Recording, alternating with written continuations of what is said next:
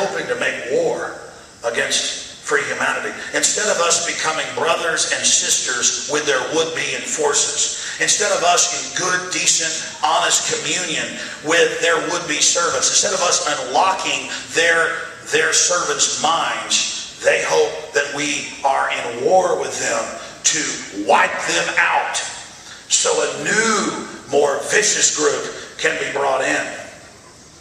And that's the secret. It takes a lot more courage to let somebody attack you than to even stand up against them. And I'm all for defense, but offensive attacks are the work of the globalists. They are the people that attack. They are the people that invade. They are the people that preempt. You never attack. You only defend. And the pen is mightier than the sword. But that doesn't mean there's not a time to physically defend yourself. And we should make preparations for that as well.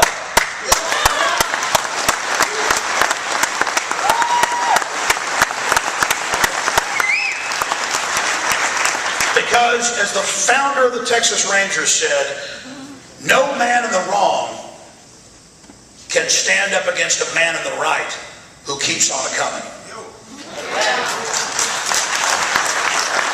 And that's the secret. Keep on a-coming. Realize that every little thing you do, that act of goodness, that act of doing right, it's literally a spiritual thing. That act of not caring what people think or say about you, that act of being strong, of being bold, of standing up to evil, that literally is an example to others, and it sends out reverberations like a rock in a pond that never stop, that never end. Make no mistake, what we talk about and discuss here today will have reverberations for thousands of years into the future.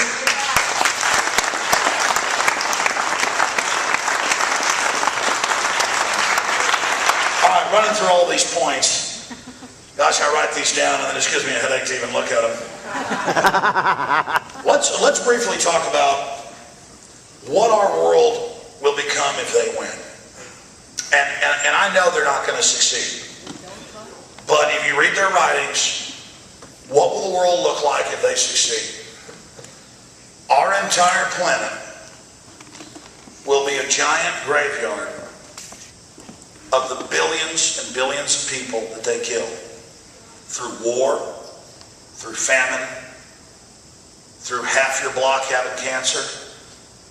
But don't worry, they have a fundraiser for that. Everybody gets to be part of a club and be like a little movie star. Oh, you're dying. Oh, give some money to the cancer research group. Oh, we'll take care of it for you. They turn everything into a pageant, into a play, into some type of stick celebrity. If we don't defeat them, this is what the globalists say they're going to do. Doesn't mean it's going to happen. It's what they want. They're going to merge with computers.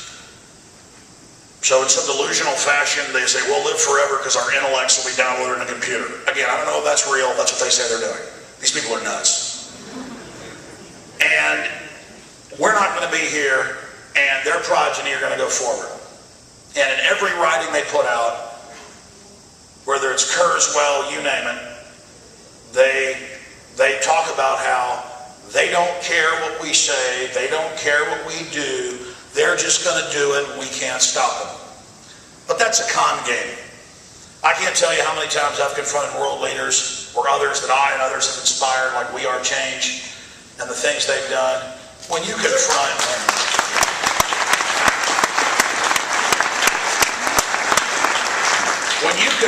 a David Rockefeller or a Ted Turner or a Bill Clinton or a George W. Bush or a Joe Biden or a Barack Obama or a Hillary Clinton. Barry Soetoro.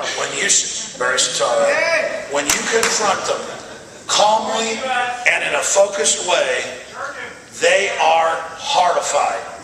They are scared because they know that humanity is awake and staring at them. Yes. But if they succeed, if they have their way,